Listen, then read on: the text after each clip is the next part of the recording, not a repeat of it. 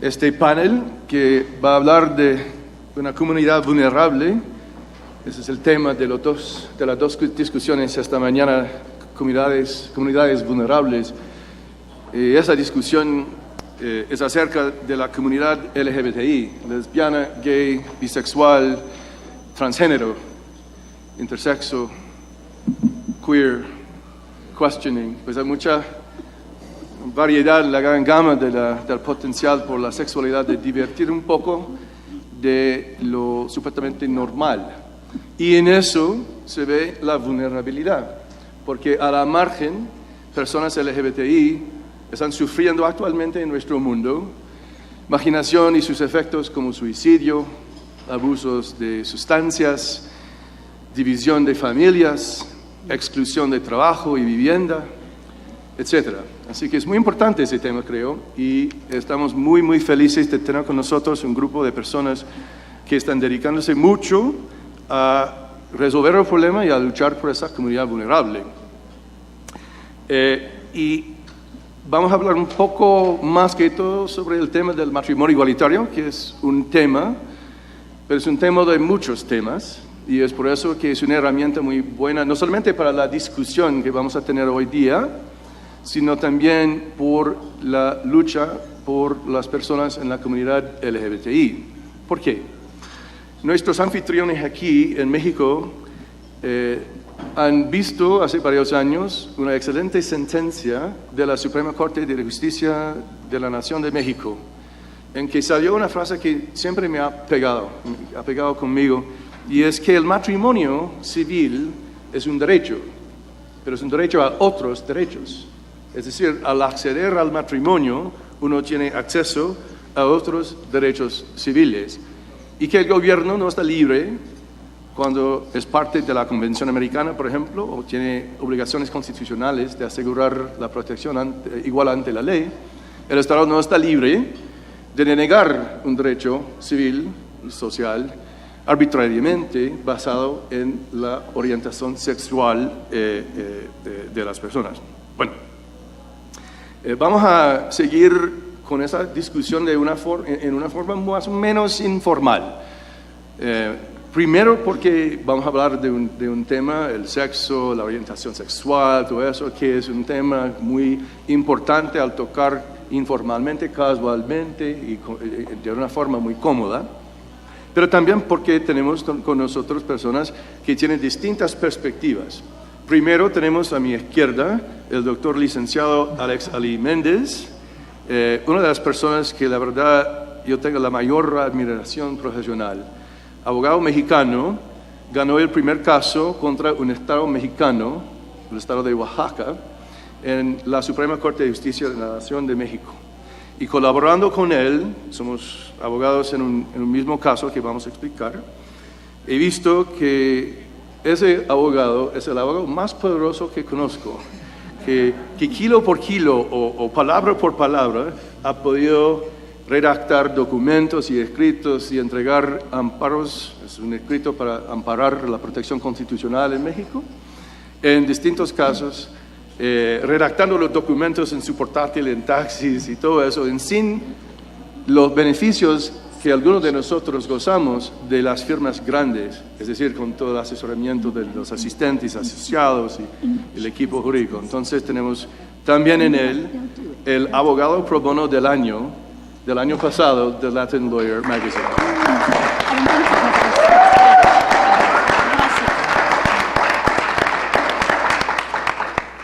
A su izquierda tenemos Graham Reed, que es el director de los programas LGBTI en Human Rights Watch. Y es una persona que se ha manifestado su interés en el tema no solamente de la protección de los derechos humanos y no solamente en esa región, sino al nivel mundial. Y Human Rights Watch es cada vez más interesado en acompañar a las parejas y a los individuales en la comunidad LGBTI en reivindicándose de sus derechos. A su izquierda tenemos Ana Montano de ALDES, un grupo en El Salvador que defiende los derechos de la comunidad LGBTI en El Salvador. Y ella va a hablar con nosotros un poco sobre las condiciones actuales en un pequeño país de Centroamérica. Es un poco irónico que aquí estamos en México, un país en que sí, pero no tenemos matrimonio igualitario. Vamos a explicar el por qué, pero en el resto de Centroamérica no gozan de los mismos derechos, aún nuevos, reconocidos por otros países.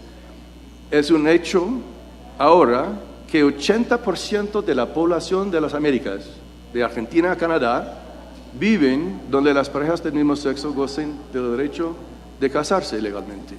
80%. Pero a la margen, ese otro 20% en los países de América Latina, en América Central en particular, no solamente, están todavía sufriendo las condiciones que sí están presentes en otros países también. Y Ana va a ofrecernos una perspectiva de la dificultad que se encuentra en nuestra comunidad y la necesidad de nuestro trabajo como abogados pro bono. Y el último, que no va a ser el último, sino el primero, mi gran amigo Iván Chanis, líder del grupo Fundación Iguales en Panamá, abogado exdiplomático, yogi también. Tenemos un caso emblemático que está pasando en cuanto a los derechos de la comunidad LGBTI en este momento en Panamá. Y él va a explicar la situación allá. Por mi parte, yo soy Hunter Carter, yo soy un abogado en Nueva York, socio del bufete Aaron Fox, y hace varios años me dediqué a luchar por matrimonio igualitario. Fue en el año 2008 cuando en el estado de Nueva York la Corte Suprema del Estado falló en contra de una pareja que buscó sus derechos de casarse legalmente, diciendo que es una cuestión para la Asamblea, es una cuestión legislativa, por lo menos al momento. Y me invitaron a mí a participar en un comité del New York State Bar Association para la protección de nuestros derechos en la comunidad LGBTI. Y la primera sugerencia de la presidenta de esa comisión era que redactamos tal vez un documento, un manual de los derechos y cómo lograr pactar por contratos o algo muy similar al matrimonio, porque no tuvimos matrimonio. Y mi sugerencia fuera cambiemos la ley. Y nos metimos en eso. Redactamos un documento, un informe de más de 200 páginas, 800 notas de pie de página, ese fue mi trabajo, sobre las diferencias entre los distintos sistemas jurídicos en el mundo de la protección de las familias encabezadas por parejas del mismo sexo. Y eventualmente cambiamos la ley. En 2011 ganamos una gran batalla en el Senado del Estado de Nueva York, un Senado con una mayoría del Partido Republicano y Conservador. Y eso nos permite comentar y observar que desde el inicio se ha visto que aunque estamos hablando de un tema que a veces alguien percibe como de la izquierda, no estamos haciendo eso. Porque la condición de nuestra diversidad sexual es un elemento transversal de cualquier cosa en tu vida, si tienes o no riqueza, si tienes o no acceso a justicia o a salud, etcétera. Tal vez puede ser una persona de condición sexual diferente a los demás, o de orientación sexual de los demás, o de expresión de género, o identidad de género de los demás. Fortunadamente, muy poco después de que ganamos esa batalla en Nueva York, me invitaron al Band Center a conocer Santiago de Chile y a participar en una conferencia regional de las Américas del Pro Bono, es decir, ese mismo evento 6 años atrás, en donde vi por la primera vez a alguien que ahora es mi gran amigo, Ciro Colombara, y mi co-counsel en varios casos, y él habló de acceder a la Corte Interamericana de Derechos Humanos para proteger los derechos humanos, un órgano supranacional. Yo como litigante pensé en que, wow, eso sería muy interesante, profesionalmente hablando, pero también tal vez poderoso. Si un gobierno local no está dispuesto a dedicarse a proteger a esta comunidad vulnerable, tal vez un órgano internacional establecido por tratados, cuyos Estados miembros están sujetos y tienen la obligación de acatar a sus decisiones, puede ser una estrategia bastante importante en el resto del mundo. Porque una vez que ganamos el matrimonio igualitario en 2011 en Nueva York, se empezó a cambiar la ley en los distintos estados de nuestro país. Pocas semanas después de conocer a Ciro, me llamó Me dijo, mira, es que me acuerdo que a ti te interesa el tema del matrimonio igualitario. Sí.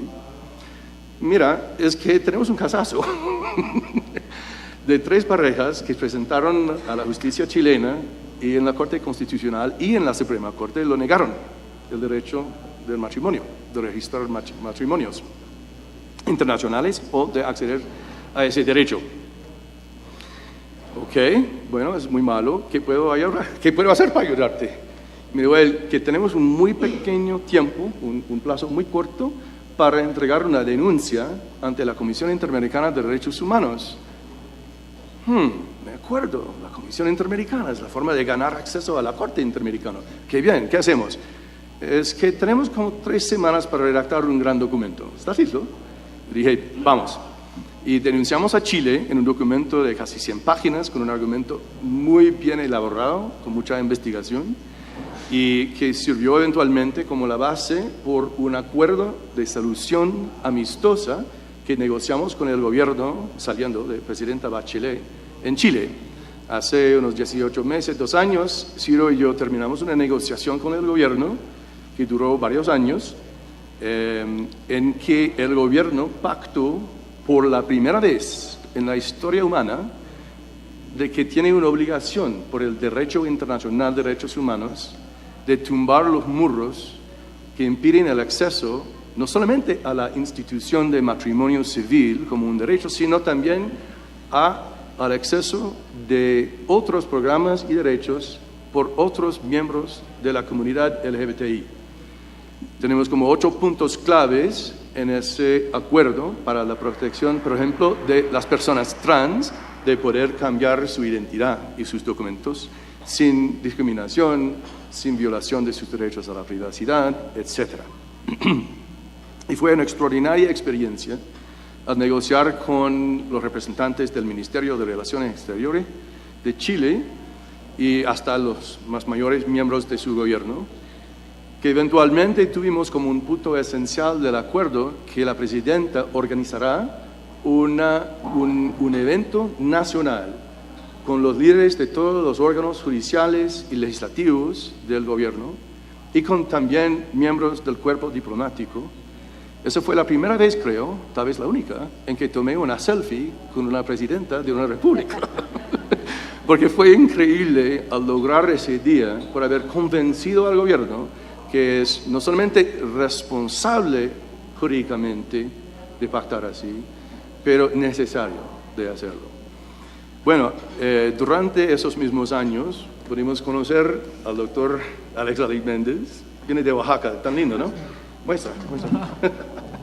Mira, tan lindo. Mucho mejor que una corbata, ¿no? Un corbatín. Porque en México, pese a los logros, a la justicia que realizó Alex Aliméndez y sus amigos del estado de Oaxaca, no han podido lograr que todo el país tiene el acceso, por lo menos, al matrimonio igualitario. ¿Por qué? Él va a explicar mejor que yo, pero siendo México un país federal, el derecho familiar recae a los distintos estados. Entonces, al ganar a la Corte Suprema, como lo hicimos en mi país hace 2 años, no es una cosa que se resuelve aquí el problema. Y voy a preguntarle a él en un momento de explicar eso. Bueno, a partir de eso, tuvimos otras oportunidades de presentar argumentos por la recuperación, por la reivindicación de los derechos para nuestra comunidad. Denunciamos inicialmente a México porque una pareja, uno de los miembros de esa pareja era un empleado del gobierno, el otro no, y no tuvo por eso acceso a seguros que puedan asegurar la salud de ellos.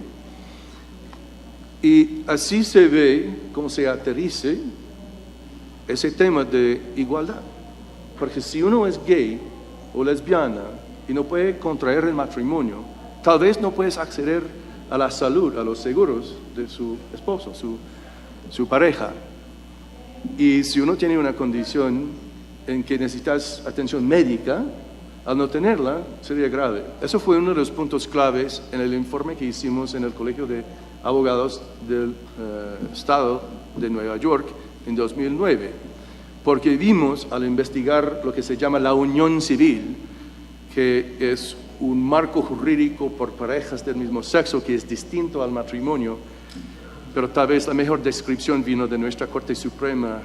La magistrada Ruth Bader Ginsburg en los Estados Unidos describió a la unión civil como la leche descremada del matrimonio. Es la versión light.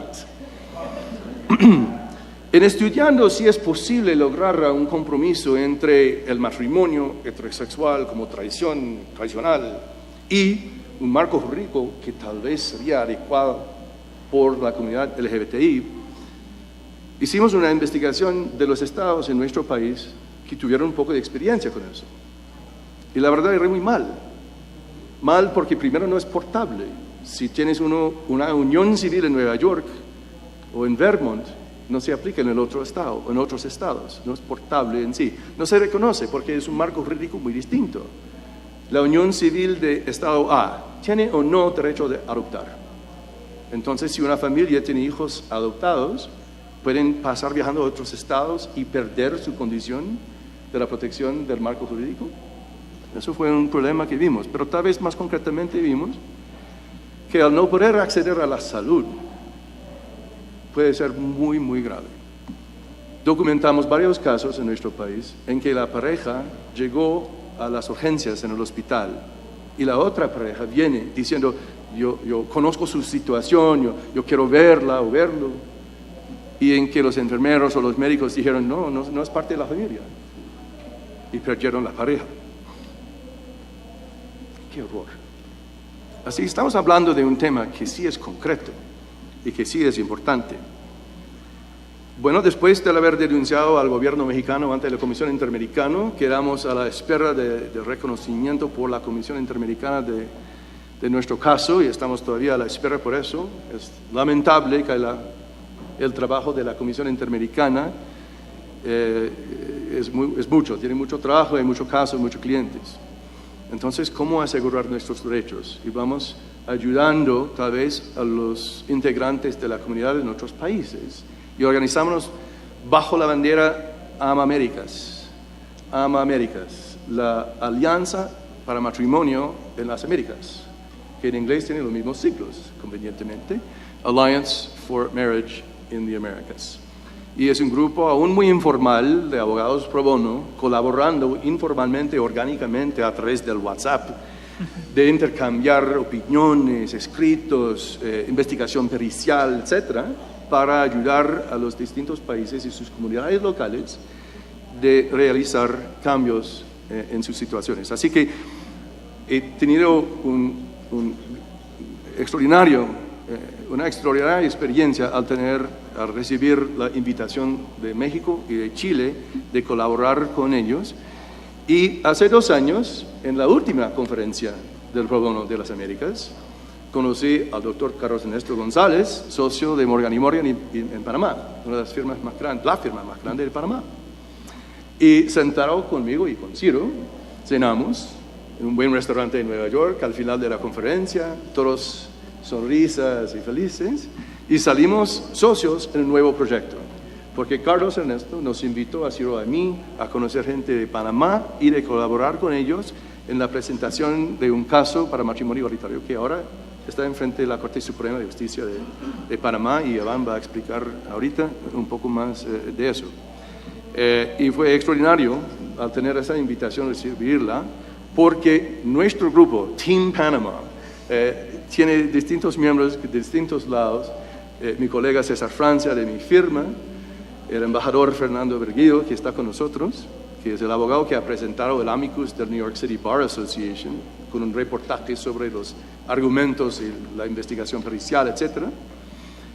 Y también tenemos el honor de tener con nosotros una persona que está viviendo la actualidad del litigio, no solamente porque es un abogado destacado y muy informado en ese tema, sino también porque el doctor Enrique Jelensky es uno de los reclamantes. Él y su esposo, John, son la primera pareja a declararse ante la justicia panameña que merecemos el derecho de casarse no hay justificación alguna de dejarnos fuera. Y es un honor tenerlo conmigo así y aquí y del haber estado invitado de acompañarle a ustedes.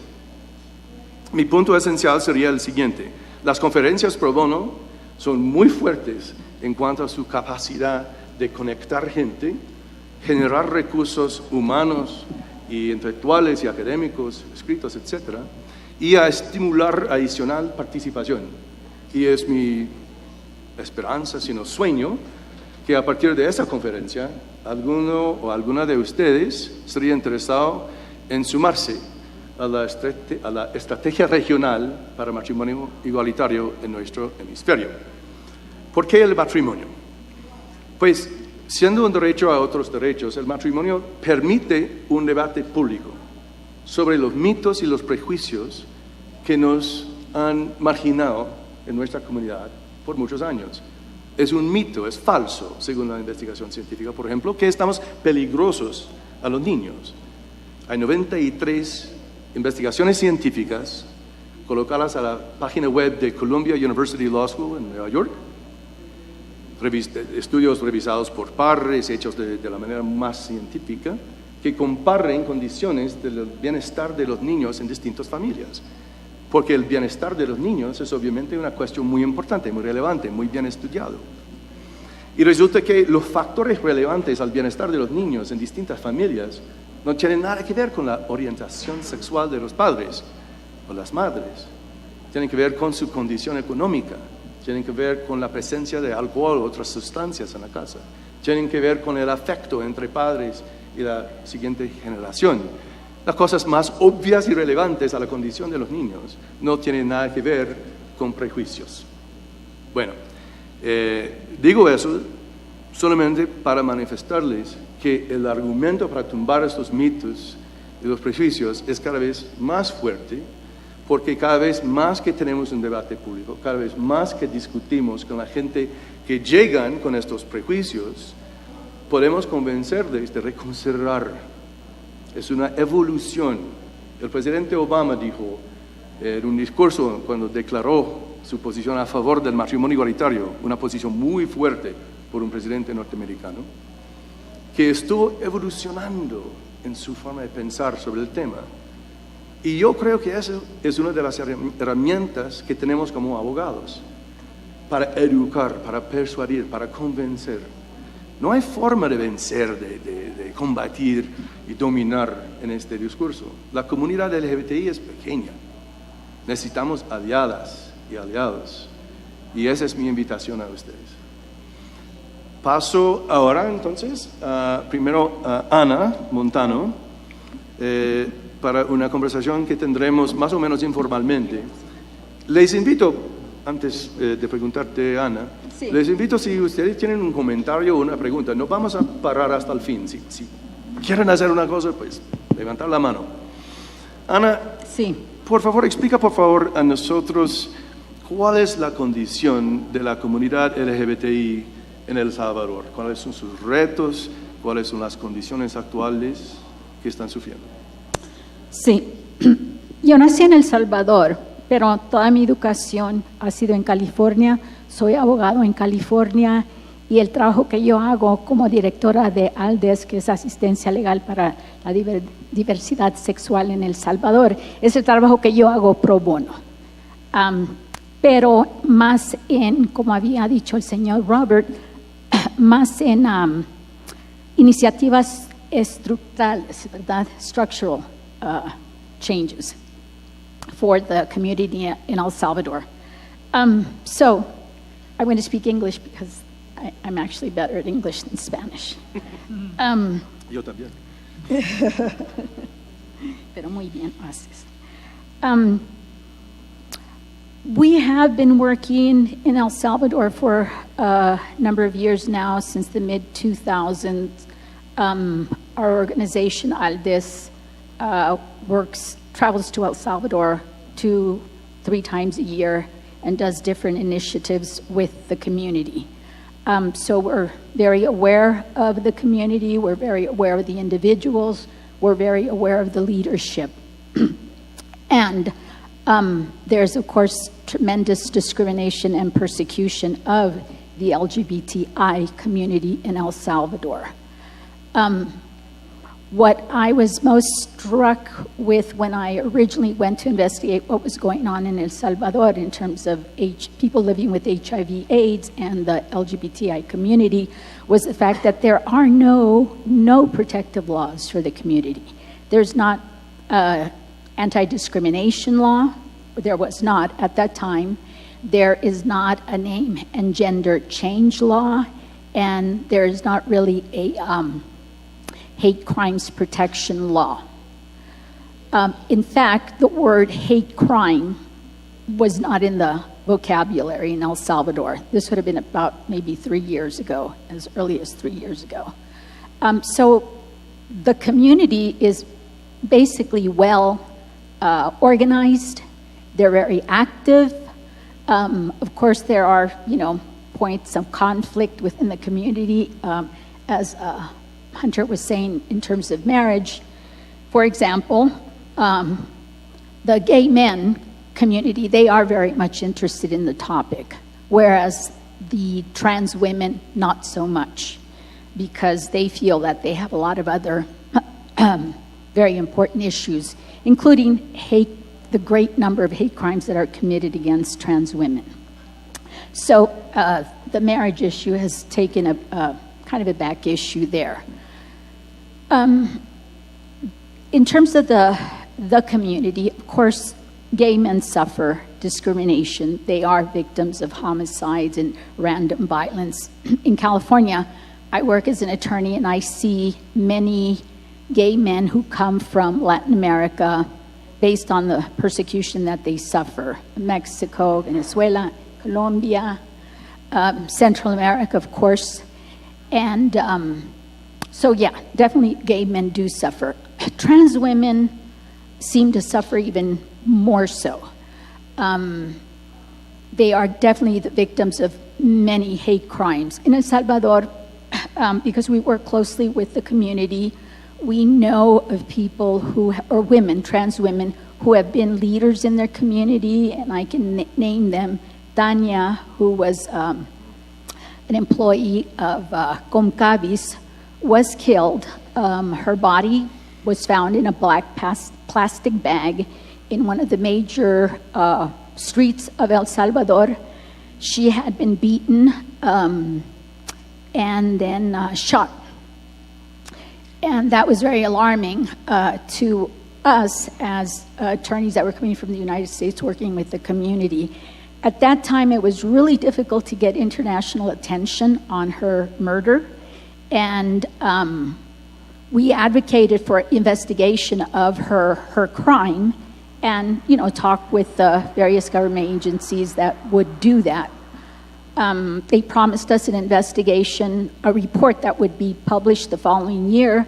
Well, the following year, the report was not published. Then we had another friend, also leadership, which was Francela, and she was killed at the home of a friend. Again, there was an investigation. There's been no report. But this time, because of the profile of all the organizations that the LGBT community was doing, and I think a lot of international support that I believe came from our organization, ALDES, there was great international attention on the case of Francela. But as I said, still, there was an investigation, but no report. The other, so you have this issue, right, of hate crimes against the transgender women. There are other women like Carla Avelar, who is a big leader of the trans community in El Salvador. Very strong, very fierce woman. This woman left her hometown in Chalatenango at age 11 and came to San Salvador to live. Runaway, yeah. She was found, befriended by people who then took advantage of her. Carla then grew up, survived with sex work, which a lot of the trans women do. And she has suffered many stabbings, beatings. She's been shot at. Because she's a transgender woman, not transsexual because she's never had any kind of, sex operations. When she has been arrested for prostitution, the judges have concluded, oh, you're a man, you're going to go into prison with the other men. Now, that's a horrible thing to happen to you because there you also have a lot of mareros, right, the gang members, who then would beat and basically raped her many times because of she was put in this situation, right, based on the fact that she's a transgender woman but had no recognition, no legal recognition of being a transgender woman. But she continues to advocate for her community. Unfortunately, what has happened in El Salvador is because before the killings of trans women were, you could say, almost random, and most of them sex workers. But now, in the recent years, more of the leadership has been identified and killed. And because of that, several of those leaders have actually left El Salvador and have sought refuge as asylees in, the United States, for example. Many have gone to Washington. Some have gone to Europe. So it's left quite a brain drain for other younger trans women and other LGBT folks there because they now don't have that experienced leadership that they had before. And so the issue of these laws that we were promoting, which were anti-hate crime, protection against discrimination, and name and gender, they're halfway there, right? Marriage has been talked about, and unfortunately, the legislative assembly is always trying to promote the law that will prohibit same-sex marriage. And in the past, the leftist government has kind of been able to thwart that, but recently they were able to pass that law. And according to the Inter-American Commission Court, that was not, they just declared that was illegal, that could not be done. Also, they got the support of the Supreme Court of El Salvador that law is not legal and cannot be done. So I think at the moment, maybe it's in a state of flux, not quite decided yet. But as I said, the community is somewhat well organized, but unfortunately, the level of resistance against the society in general of El Salvador, which is very conservative for one, and also very religious. The Catholic religion, and now with the new, evangelism and what have you, that for them, marriage is between a man and a woman, and that's a religious belief that they hold very strongly. And there's where you get the polarization within the society. So we're not sure how actually it will conclude, but we've made inroads, as I said, with hate crimes and with name gender and with protective laws, but really it's not 100%. They're not the laws they're kind of halfway protections, but are really full protection. And so, we're going to continue to work with that, and the community, as I said, is very active. So we're hoping, that we will be successful. Bueno, muchas gracias, Ana. Y podés volvernos a hablar de distintos elementos de la comunidad y sus retos en El Salvador. Ahora yo quiero pasar la palabra a Iván para explicarle un poco como el caso emblemático del momento de qué está pasando en Panamá y a tocar un poco el tema de qué es esa opinión de la Corte Interamericana que se refiere a Ana. Iván, gracias. Bueno, gracias y a Hunter por la introducción. Es para mí un gran honor estar en este panel con tan distintas personas a cuales admiro, así que muchas gracias por el espacio. Como ya Hunter ha hecho una introducción bastante clara de a dónde estamos, yo voy a enfocarme en lo que ha pasado de forma cronológica y de lo que desde la Fundación estamos haciendo para pues apoyar el movimiento a los derechos LGBTI y el matrimonio igualitario. Me parece muy interesante escuchar primero qué pasa en un país hermano como Centroamérica, donde somos la región por excelencia, a excepción del Caribe, donde no hay ningún tipo de protección a las personas LGBTI. Ha habido ciertos avances en Centroamérica, como después podemos regresar puntualmente, El caso de Panamá, si bien tenemos un caso emblemático que ya tiene pues, presencia internacional, el caso de Panamá ha estado en el New York Times, en el The Economist, en Univision, CNN. Panamá aún no cuenta con ninguna ley o reglamento, decreto que reconozca algún derecho a las personas LGBTI. Eso es importante tenerlo en contexto. No hay una ley de no discriminación a esas personas LGBTI, no hay una ley de hate crime o de discurso de odio o de protección de ningún tipo. Pero tenemos un caso, o técnicamente dos casos, que se hicieron uno ante la Corte Suprema de Justicia del país. Muy por encima, la fundación que se creó en este movimiento de promoción de derechos LGBTI se dedica a la promoción, el respeto y observancia de los derechos humanos en general, y una de sus líneas de acción es LGBTI, específicamente el tema de matrimonio igualitario. Nosotros trabajamos en Panamá, pero tenemos alianzas y cooperación con diferentes países de la región y tenemos ayuda, como saben, ya Hunter ha mencionado, de otros países, incluidos los Estados Unidos. La estrategia, pues, ya Hunter hizo la introducción del equipo. El equipo somos un par de personas que iniciamos esta conquista liderada por la firma Morgan & Morgan con el abogado Carlos Ernesto González, que está aquí presente, quien ya Hunter explicó cómo inició la idea y cómo la llevó a Panamá. Convenció pues a Enrique de que pues, se presentara como doliente, como a veces lo decimos para molestarlo. Tenemos el estratega político y de comunicacional, embajador Fernando Berguido. Yo, con mi experiencia que venía del sistema antiamericano, conociendo los estándares, conociendo el sistema político de OEA, llego a entrar, el más joven del grupo, y por supuesto Hunter, y hacemos este equipo, que luego se ha extendido a tener a Ciro y a Jennifer, que nos han ayudado muchísimo en estructurar mucho de la estrategia, y por supuesto César, que ha sido un gran amigo desde antes de empezar este trabajo.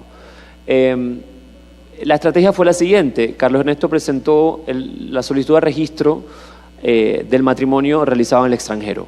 Entonces, Enrique está casado bajo las leyes del Reino Unido y él quiso registrar, como cualquier otra pareja del extranjero que vive en Panamá, en este caso un panameño, su certificado de matrimonio, y fue denegado. Eso sube hasta la Corte Suprema de Justicia y se pide entonces un recurso de inconstitucionalidad a el Código de la Familia y el Código de Derecho Internacional, que prohíben el matrimonio o especifican que también es entre un hombre y una mujer. No me voy a meter en los detalles de la legislación panameña para no aburrirles, pero básicamente ese es el tema jurídico. En ese interín se crea la Fundación Iguales, una idea de Fernando y mía, que hace tiempo la veníamos manejando porque nosotros pensamos que es muy importante, sobre todo en un país que nunca había tenido un discurso sobre matrimonio igualitario o sobre derechos LGBTI. O sea, nunca se había llevado a la palestra pública, a los políticos, a organizar un movimiento social reconocido y nos sentamos a la mesa ahora a hablar de una manera digna de cuáles son nuestras necesidades hasta este entonces. Entonces, ¿qué es necesario? También el cambio social.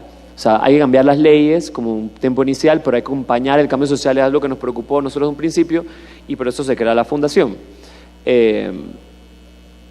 A la misma vez, en ese trabajo hemos tratado de también, de forma conjunta, promover la protección a través de estándares internacionales, en este caso con la experiencia que teníamos del sistema interamericano, de pedir que Panamá firme las convenciones de racismo y no discriminación, de adulto mayor, porque estas convenciones, estos estándares internacionales incluyen la protección o la categoría protegida de orientación sexual e identidad de género. Entonces, ir trabajando de ambos lados, también educando en derechos humanos a la población, creíamos que era muy importante.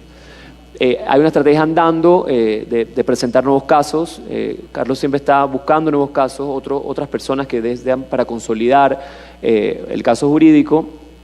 Y aquí voy a empezar, o sea, esto ya llegó hasta la Corte Suprema, fue una sorpresa, fue rápido, tuvimos éxito. Ahí conseguimos la participación internacional a través de Amicus, que más adelante voy a hablar de ellos, pero en esta coyuntura tenemos un revés político. Ahí se filtra un draft de un fallo que básicamente en 200 páginas decía: sí, hay discriminación, tienen derecho, hay que protegerlos, pero terminaba: no, bueno, esto no se decide aquí, hay que mandarlo a la Asamblea. En esa coyuntura se da la opinión consultiva 24 de la Corte Interamericana de Derechos Humanos, que cambia el paradigma de todo el hemisferio. O sea, hay antes y un después. Si bien habían categorías protegidas bajo el artículo 1.2 de la Convención Americana de Orientación Sexual e Identidad de Género, siempre quedaba la duda de, bueno, hasta cuándo, hasta dónde, incluye o no incluye matrimonio, y eso, justamente el caso se basa en eso, diciendo que sí, que incluye matrimonio, y porque la opinión consultiva, de una manera muy sucinta, dice: los derechos patrimoniales derivados de una relación entre dos personas del mismo sexo tiene iguales derechos que una pareja homosexual, y la forma de protegerlo es el matrimonio. Listo, cosa juzgada, ley, jurisprudencia interamericana. Ahora Estados tienen que aplicarla. Entonces estamos en esa coyuntura que el caso que se veía difícil de ganar, o yo siempre hemos sido optimistas que lo vamos a ganar, ahora encuentra una oxigenación de niveles desproporcionados, ¿no? Para beneficio de nosotros. Entonces estamos en esa espera. El borrador se retira formalmente para considerar la opinión consultiva, buena noticia, pero también para considerar lo que pasó en Bermuda. No sé si están de acuerdo. Allá hubo un revés jurídico donde había matrimonio y ahora hay unión civil, básicamente. Es más complicado que eso, pero ojo, no los quiero aburrir con detalles de lo que pasa en Bermuda. Y bueno, a través de la Fundación hemos tratado de educar mucho en derechos humanos, hemos hecho charlas, seminarios, hemos colaborado con otras organizaciones en temáticas LGBTI. Llevamos a Catalina Botero, para los colombianos aquí, una persona muy respetada en la tradición jurídica latinoamericana, a que fuera a hablar en un foro gratuito, donde llevamos a la prensa, donde invitamos a políticos. Entonces, esto da un poco pie a que nosotros constantemente desde la Fundación tratamos de educar, tratamos de brindar información, tratamos de hablar con contenido. No nos apoyamos desde la victimatización, que es justa y es un reclamo legítimo de las personas LGBTI, sino que vamos con argumentos. Decimos: yo quiero que se me reconozca mi derecho basado en este estándar, en esta ley, en esta condición humana que tienes que proteger y demás. Hemos tratado de elevar el discurso y subirlo a un nivel académico, de respeto mutuo también con el Estado, tratando de colaborar con ellos. Y hemos buscado también una parte muy interesante que es poco conocida, pero la Fundación ha trabajado y sigue trabajando en investigación. Esta es una parte que quiero puntualizar un poquito para dar un poco de contexto. Y es que a la hora de pedir o sentarme con expertos, con científicos, con trabajadores sociales que pues participan en la Fundación, y queríamos aplicar un grant para una investigación, y la investigación nos pedía apoyarnos en otras investigaciones, muy práctico de la investigación científica, ¿no? Y para presentar nuestra investigación no tenemos ninguna fuente, ninguna. O sea, no había una investigación científica en Panamá de nada. O sea, las personas LGBTI están totalmente invisibilizadas. Ya les dije que no había ley y no había ningún reglamento que incluya una política pública a beneficio de los LGBTI. No, además no hay ninguna investigación que diga cuántos hay, que padecen, que sufren, cómo se llaman, o sea, nada. O sea, totalmente invisibilizado. Obviamente el grant no nos lo ganamos, porque si te apoyas en un concurso, en investigaciones anteriores y no hay, ya empiezas de cero o no pierdes el puntaje. Entonces, estamos apostando en trabajar con investigación científica, con colaboradores, con científicos, para elevar también y robustecer nuestro discurso. El movimiento social LGBT, como decía, nunca antes había hablado de la temática LGBTI. Con la Participación de Iguales y otras organizaciones hicimos una alianza.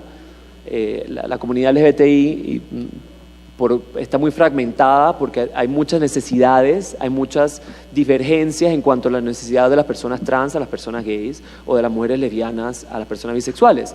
Entonces, históricamente estaban trabajando pues de manera separada. Lo tratamos de unirlo y lo conseguimos en la coyuntura del matrimonio igualitario. Todos se sumaron, y no solo personas LGBTI, el movimiento feminista, los agnósticos y ateos, los libres pensadores, hasta las madres budistas forman parte de la alianza. Entonces consolidamos una imagen pública y un peso político que nunca habíamos tenido, por así decirlo. Esa se llama la Alianza Pro Igualdad. Participamos entonces y tratamos de incidir participando en otras esferas de derechos humanos donde la población LGBTI no estaba representada, que es la Red de Derechos Humanos y la Asamblea de Acción Ciudadana en Panamá, que son organizaciones que tienen una tradición de trabajo comunitario, pero que las personas LGBTI no habían participado antes. Entonces, poniendo caras, poniendo contenido, pidiendo espacios de también consideración. Como dije antes, tratamos de mantener un discurso inclusivo, cuidadoso de las sensibilidades políticas, ahí con los expertos. O sea, no hemos ido si bien demandamos lo que está mal, lo hacemos en el respeto a la libertad religiosa, a la libertad de asociación, a la libertad de opinión, a la libertad de expresión de ideas políticas. Entonces, si bien somos muy claros en el mensaje y no titubeamos en decirlo, tratamos de no buscar la confrontación y continuar un diálogo y sumar personas y no dividir. Tenemos alianzas internacionales y una parte que estoy muy orgulloso porque trabajamos con los WhatsApp y con emails y en el Facebook. Por ejemplo, yo conocí a Alex Ali en Costa Rica en el primer Congreso de Matrimonio Igualitario, donde se consolidó un grupo de nuevos líderes, sobre todo jóvenes del hemisferio. Colaboramos con Iguales de Chile, que nos llamamos igual, pero no somos nada o sea, no tenemos nada que ver. Ellos son súper más famosos que nosotros y llevan más tiempo en esto. Con igualitos en Costa Rica, con Alex Ali en México, tenemos personas en Perú, etcétera. Y eso ha sido una parte súper importante que hablaba Hunter al principio, que yo coincido con Hunter de que es esencial por el tipo de desafío que tenemos las instituciones de sociedad civil, que vemos de derechos humanos y que vemos específicamente el tema de matrimonio igualitario. El desafío es que la contra o las personas en contra de deslegitimar o continuar deslegitimando nuestros derechos están organizados y están organizados de manera regional e internacional. Entonces, ¿cómo vamos a combatir de manera nacional cuando ya hay una coordinación internacional para que no avancemos en la agenda de derechos humanos? Voy a terminar explicándole que este es el logo genérico de la Fundación y la línea de acción de derechos LGBTI. Este es el conversatorio que le hablaba de Caterina Botero, y para que vean que o sea, trabajamos también imagen, trabajamos en infografías, algo que para terminar, y yo creo que es una herramienta que puedo compartir con ustedes, para mí ha sido realmente pues revelador trabajar con juventud. Y yo regreso de 10 años, como 8 años como diplomático, 10 años trabajando abogado a Panamá, con esta idea de trabajar derechos LGBT. Y la primera colaboradora fue una chica de 23 años que acababa de regresar de college, que venía con estas ideas. Y ya tienes aquí infografías. ¿Y quién te hace los artes? Y yo, pero no sé qué me hablas. Y aprendí y me hizo como una maestría, y a los 6 meses, esto lo hice yo. O sea, yo agarro en mi Instagram, en Canvas, y yo le decía, mira, vamos a hacer un deal. Yo te voy a dar contenido, yo te voy a decir discurso estratégico, yo te voy a decir cómo poner, qué palabra no utilizar, y tú me vas a hacer las infografías. Entonces empezamos a colaborar con grupitos de jóvenes que están haciendo esto, no solo en derechos LGBT, libertad de expresión, incidencia política, contra la corrupción. Entonces aprendimos, y ahora nosotros parte de lo que siento que Iguales brinda a la conversación es este discurso novedoso que incluye a una juventud sedienta de participar en el tema político, y una juventud que está dispuesta a colaborar hombro con hombro con las organizaciones de la sociedad civil, porque no entienden por qué persiste la discriminación, y están dispuestos a colaborar con su talento y su energía. Gracias. Muchas gracias, Iván. Y les comento que es una belleza lo que he visto después de haber recibido esas invitaciones al conocer al grupo de la comunidad en Panamá, porque al principio estuvo ya organizándose. Ahora Iguales existe por muchas voces, y están incorporando a otras voces. Es decir, que a través de algo que inició en un evento pro bono de las Américas, ahora tenemos caso, y no solamente caso, sino mejor organización interna de la comunidad. Y eso es poderosísimo en cuanto a mejorar la condición de la comunidad. De igual forma, cuando Ciro me invitó a participar con el caso en Chile, vimos que al litigar ante la Comisión Interamericana es más que todo una cuestión comunicacional. Nos invitaron a entrevistas, por ejemplo, de comentar si la unión civil en Chile puede ser discriminatorio, y generamos una discusión, y las encuestas salieron muy bajo en favor de matrimonio igualitario y la comunidad LGBT en general en Chile, país muy conservador. Hace 5 o 6 años las encuestas estuvieron como a las 23% de aprobación por el matrimonio igualitario. Ahora, hace un año, cuando me acuerdo del último datico, surgió a 63%, es decir, mucho más de la mayoría de la población. Se ha convertido en su forma de pensar, porque generamos un debate. Y vimos salir no solamente la otra fundación Iguales, que Iván menciona, igual que nuestro cliente móvil, que también estuvo organizado en ese momento, pero también ahora tenemos en Chile una red de otras organizaciones en Chile, defendiendo los derechos de la comunidad. Uno que es muy importante, que creo que es importante recomendar que se conoce, se llama Todo Mejora. Todo Mejora. Qué mensaje tan poderoso para la nueva generación, y a decirles, si están sufriendo bullying, si te sientes diferente de los demás, si no sientes que tienes alguien para conversar, recuerde que todo mejora. Paciencia, que vendrá un otro día en que conocerás a gente que comparta tu perspectiva, tu experiencia, tus preocupaciones. Así que ahora, a través de estos esfuerzos pro bono, hemos podido acompañar a la comunidad en nuestros países para hacerse crecer. Bueno, yo quiero invitar ahora a Alex Aliméndez de comentar sobre el matrimonio en México. Yo te pregunto, Alex, primero, ¿por qué matrimonio? Y luego, ¿cuál es el estado actual en el país y cómo ha cambiado a México? Sí. Muy buenas tardes a todos y todas. Para mí es un gran placer estar el día de hoy hablando de este tema. Creo que hace 5 o 6 años tener este tipo de foros, este tipo de charlas en México era prácticamente impensable, por muchas razones. Debo confesar también que una de las preguntas que más me hace temblar en estos foros es cuando me dicen, bueno, ¿y en México ya hay matrimonio igualitario? Híjole, como mexicano, como abogado mexicano, explicarle a alguien que no está en el contexto del sistema jurídico en México es un reto que hasta ahora no sé cómo poder resolver. ¿Cómo le explico a alguien que tenemos, bueno, que somos un solo país, pero que tenemos 32 códigos civiles, cada uno con su regulación de matrimonio y un código civil federal además? ¿Cómo les explicamos que una decisión de la Suprema Corte, como la que se dio en Oaxaca, aplica solamente para una de esas 32 entidades? Y que si queremos hacerlo realidad en todo el país, tendríamos que lograr 32 jurisprudencias de la Suprema Corte. Y que no es lo mismo decir 32 sentencias, como las de Oaxaca, a 32 jurisprudencias, que requieren 5 sentencias en el mismo sentido, resueltos en una segunda instancia por un mismo órgano judicial. Eso, explicarlo en términos prácticos, es imposible. Te interrumpo. Si alguien está interesado en saber más, ese es el proyecto de tesis doctoral de Alex Aliméndez sobre el tema de matrimonio igualitario. Y necesita uno un documento de ese tamaño para entender cómo funciona. Se encuentra nuestra comunidad en su condición jurídica. Entonces, para llegar a la respuesta a ese punto de cómo estamos en México, creo que es necesario entender todo un contexto, ¿no? Lo que decías, ¿de dónde surgió? ¿Por qué optamos por litigar y no en hacer manifestaciones o digamos, tratar de incidir en los órganos legislativos? Entonces, detrás de lo que se ha construido en estos años a través de México Igualitario hay 2 premisas fundamentales. La primera es que la realidad que se vive en la Ciudad de México es totalmente distinta a la realidad que se vive en el resto del país. Es decir, quienes vivimos aquí en la Ciudad de México de repente estamos como en un paraíso de los derechos y hasta eso ahora se está incluso cuestionando.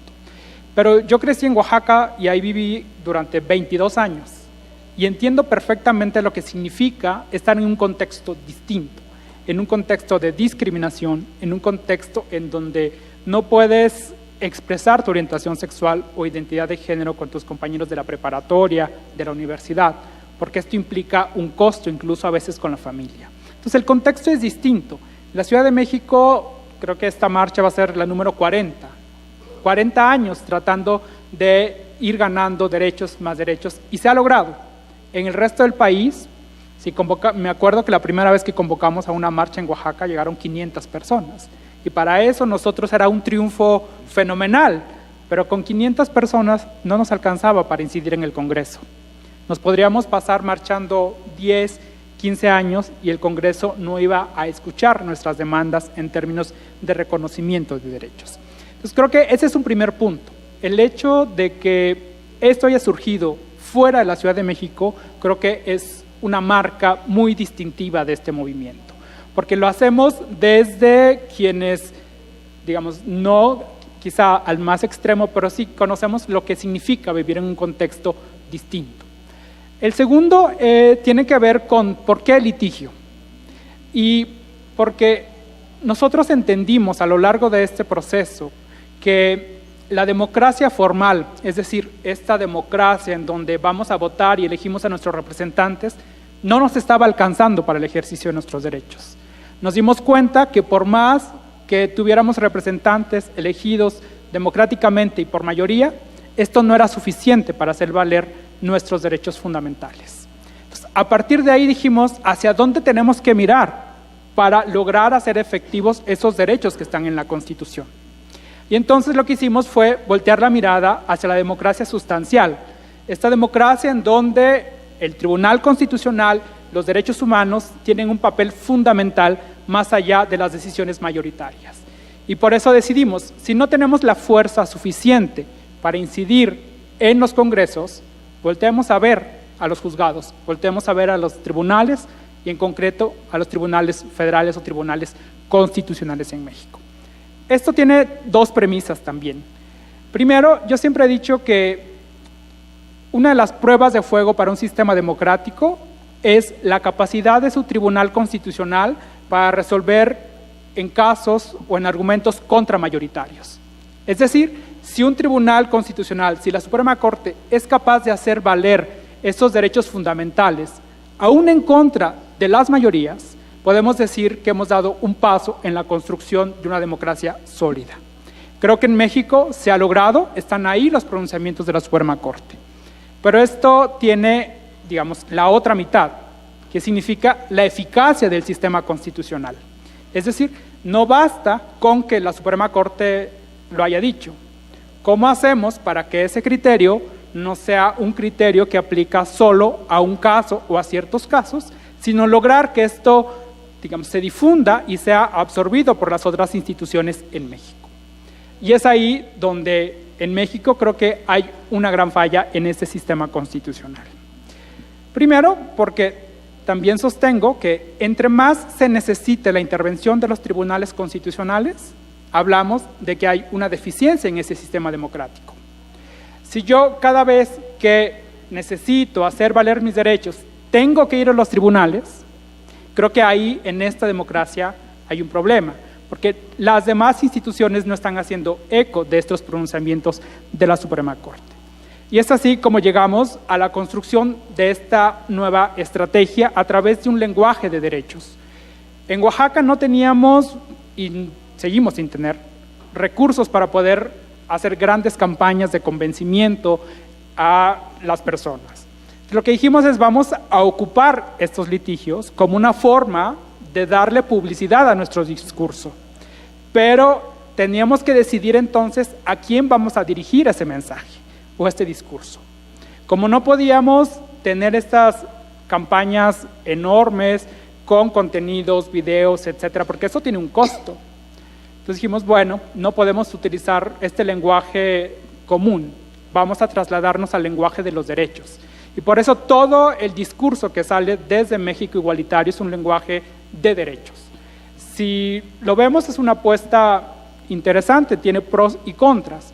Nosotros, por ejemplo, cuando hablamos de estos temas, nunca ponemos sobre la mesa el tema del amor y las familias, sino más bien la obligación del Estado frente a las personas y frente a esas familias. ¿Por qué se case cada persona? Eso es una cuestión que le interesa solo a las personas, no al Estado. Entonces, este es un poco el discurso que hemos construido desde México Igualitario. También ha sido un discurso que a lo largo de los años hemos aprendido que no puede ser un discurso desde el centro. Es decir, hubo un primer intento de entablar una agenda nacional, ¿no? De decir, vamos a reunirnos y hacer consensos para ver qué vamos a incluir en esa agenda nacional. Y teniendo 32 realidades distintas, eso fue imposible. De esta lección aprendimos que México Igualitario termina siendo como un tronco común. México Igualitario da asistencia legal a quien la necesite dependiendo al tema que quiera trabajar y en la modalidad que lo quiera trabajar.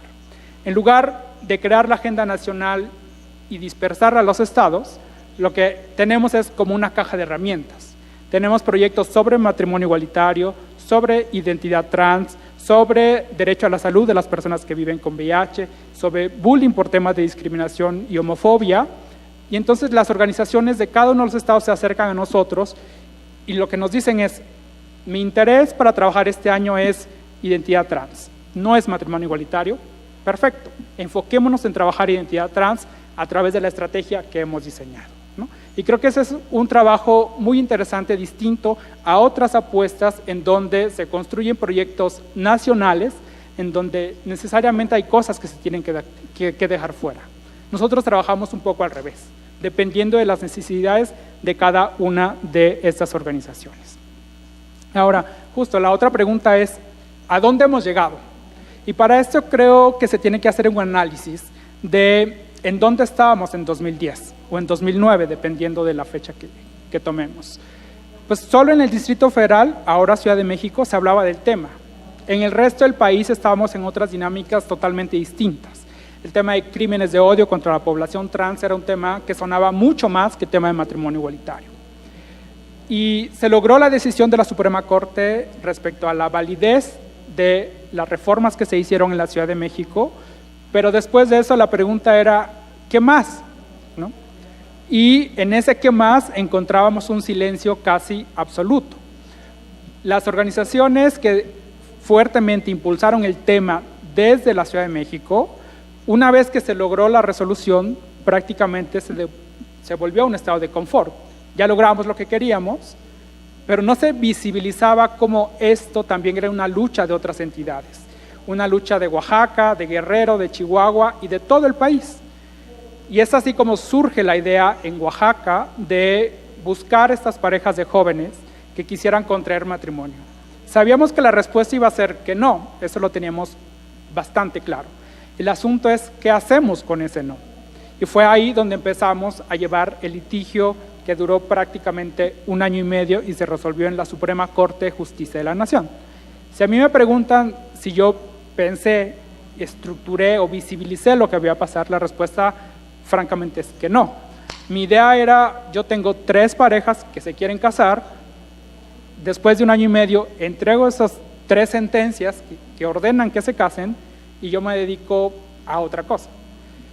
Después de esto, creo que el activismo no me dejó dedicarme a otra cosa más que a continuar dando esta asistencia legal. Creo que las redes sociales fueron una herramienta fundamental.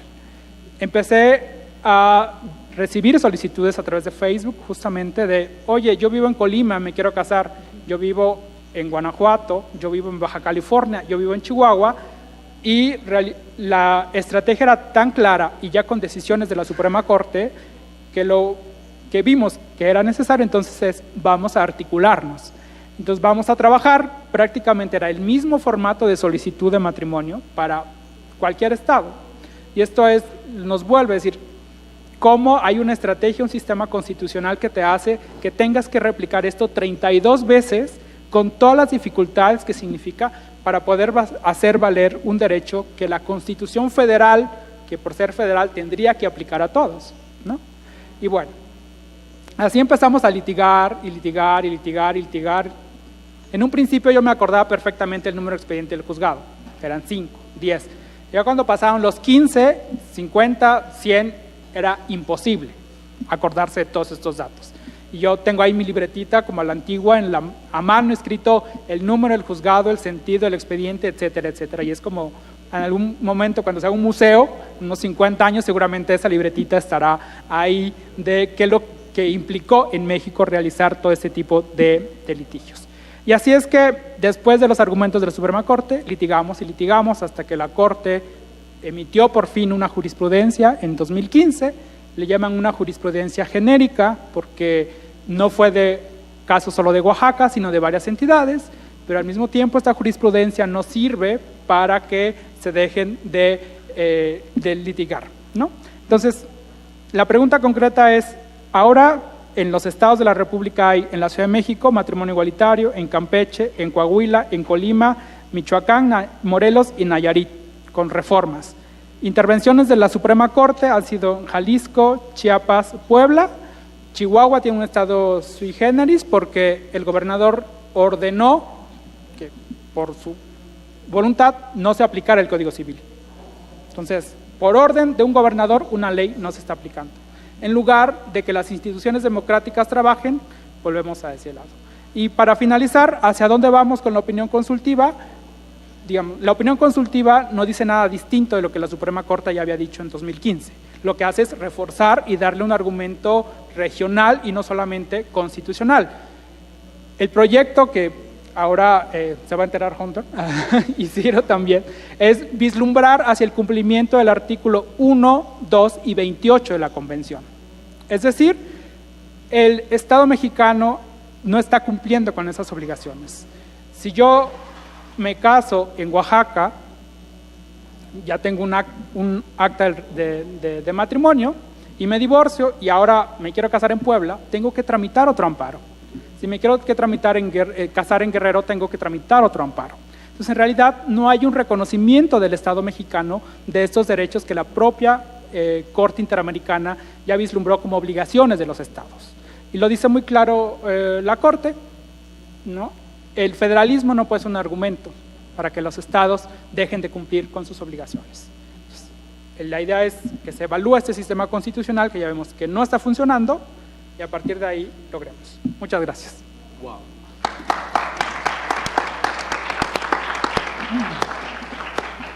Magistral, la verdad, magistral. Vamos rápidamente a pasar la palabra a Graham. Voy a hablar en su idioma.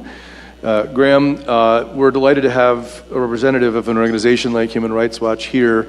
I have spoken to you over the years about working on this issue. What is your perspective about what's happening in the Americas and internationally? And please do that in less than 5 minutes. Good luck.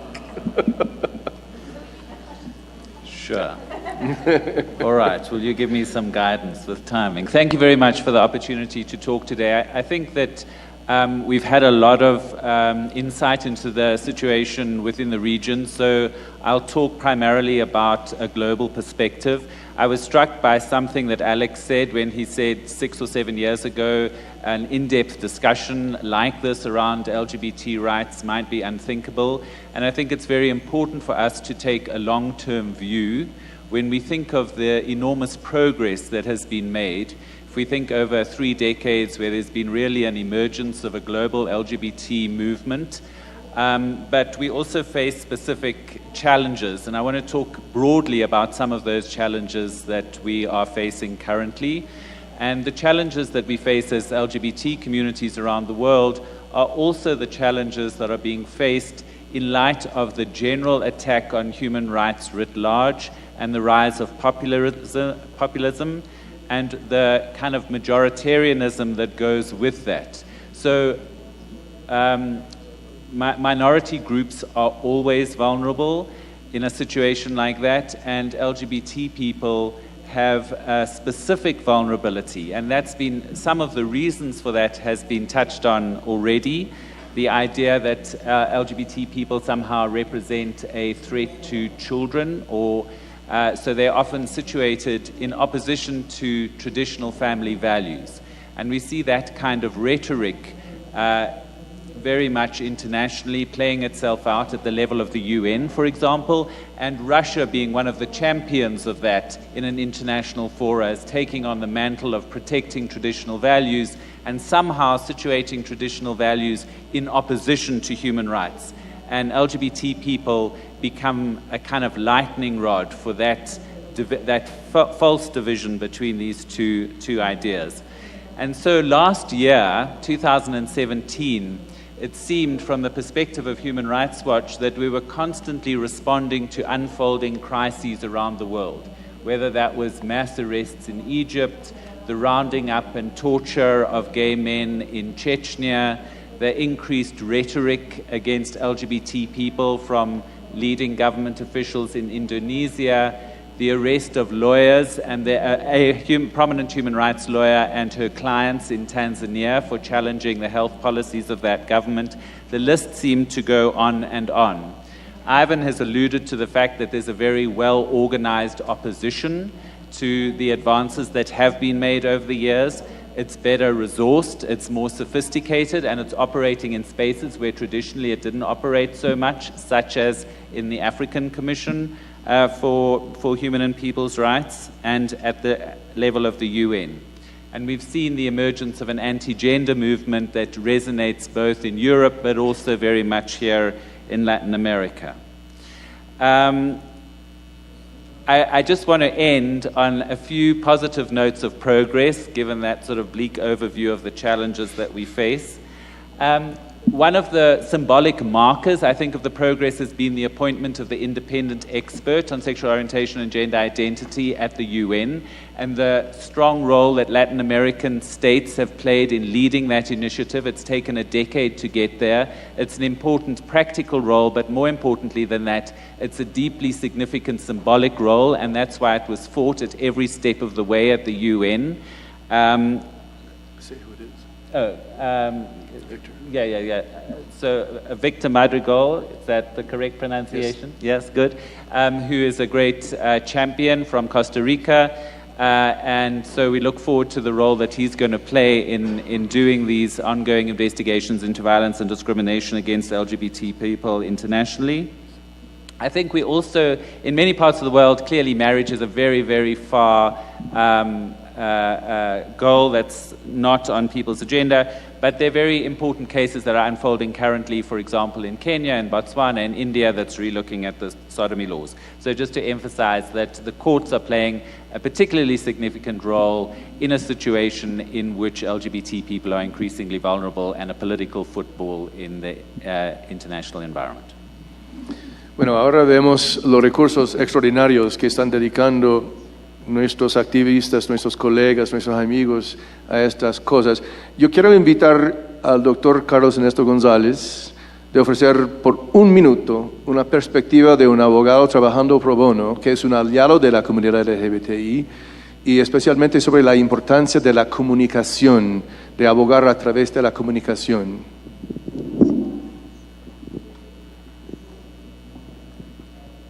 Me agarras de sorpresa. Bueno, yo tal vez lo más importante que puedo decir del caso nuestro, que en efecto comienza en un vacío, el tema no se hablaba del todo en Panamá, no estaba en la agenda de nadie. Yo creo que la comunicación que se usó permitió que, a pesar de que la oposición, que es muy fuerte y está bien organizada, no se diera de una manera radical, sino que hubiese más bien un debate de altura que se trató de radicalizar y no se pudo. Y al contrario, yo creo que precisamente por haber pensado bien cómo se iba a hacer la comunicación, siempre se mantuvo a ese nivel. Nosotros más bien fuimos programando cómo íbamos a salir hablando. Al principio se puso la demanda y sabíamos que la oposición al matrimonio igualitario se iba a enterar rápidamente, porque gran parte del sistema judicial nuestro tiene una gran tendencia religiosa. O sea, hay muchos jueces muy religiosos, muy conservadores. En el registro civil, donde se registran los matrimonios, también tenemos una presencia de funcionarios muy religiosos. Así que nosotros sabíamos que una vez se pusiera la demanda, eso iba a salir a la luz pública. Y salió al día siguiente, yo creo. Y la reacción fue de los grupos más radicales en contra de irse a los medios a denunciar esto y a decir por qué no era un recurso en derecho. Nosotros no respondimos. La cosa quedó allí. No hubo realmente reacción porque no respondimos. Entonces el radicalismo se apagó solo, no se convirtió en un debate, ni salió nadie con la misma fuerza del otro lado, porque también hay radicales del otro lado. A eso yo creo que hay que agradecerle a Iván, que pudo controlar a algunos que estaban realmente, y con justa razón, muy molestos, ¿no? Lo cierto es que cuando se saca la comunicación con la ayuda de Fernando, se hace muy escuetamente, muy objetivamente, describiendo la demanda en el principal periódico del país, que es La Prensa, y en primera plana. De allí en adelante la comunicación fue por dosis y realmente no se entró a debatir sino hasta que tuvimos una posición un poco más fuerte, porque en Panamá las demandas de inconstitucionalidad, este es un recurso, vamos a darlo así, como una demanda de inconstitucionalidad, la Corte le tiene que pedir opinión al procurador de la Administración. Y el procurador de la Administración salió con una opinión realmente a favor nuestra, muy fuerte. Y eso dio mucha fortaleza para entrar en los debates por primera vez. Yo personalmente no hablé del caso hasta que ya salió la opinión consultiva.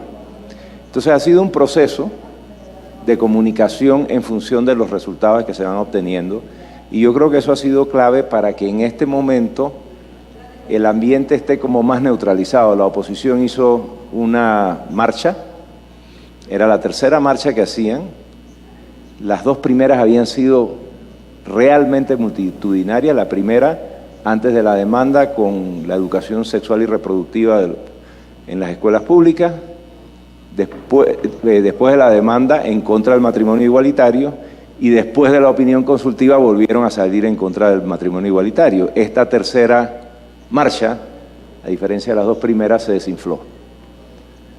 Tuvo menos participación, en particular de los católicos, hubo más representación de los evangélicos, y yo creo que eso realmente nos dio la impresión, o nos ha dado la impresión de que la comunicación ha sido efectiva.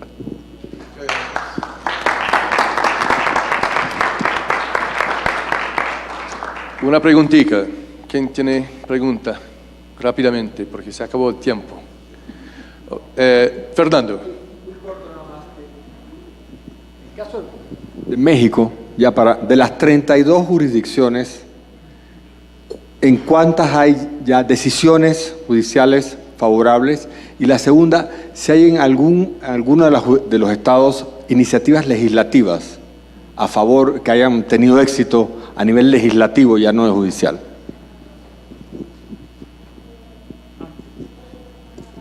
Sí, rápidamente.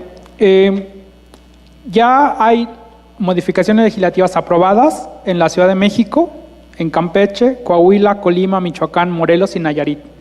Legislativas. En su código, el Congreso se puso a trabajar después de las decisiones de la Corte y lograron la aprobación.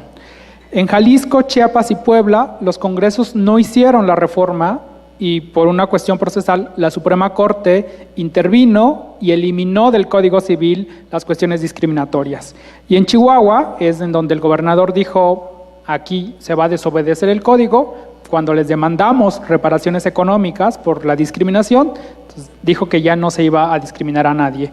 Y actualmente hay iniciativas como en 3 o 4 estados más, pero siendo un año electoral y las fuerzas políticas ahí complicadas, no vislumbramos que al menos en este año se logren los consensos necesarios. Gracias. Me están diciendo que se acabó el tiempo, así que yo quiero felicitar y agradecer al Dream Team que tenemos aquí y a invitarles a ustedes de conocer cómo es que un abogado dedicándose al trabajo pro bono cambiar el mundo a través de su colaboración con los demás. Muchas gracias.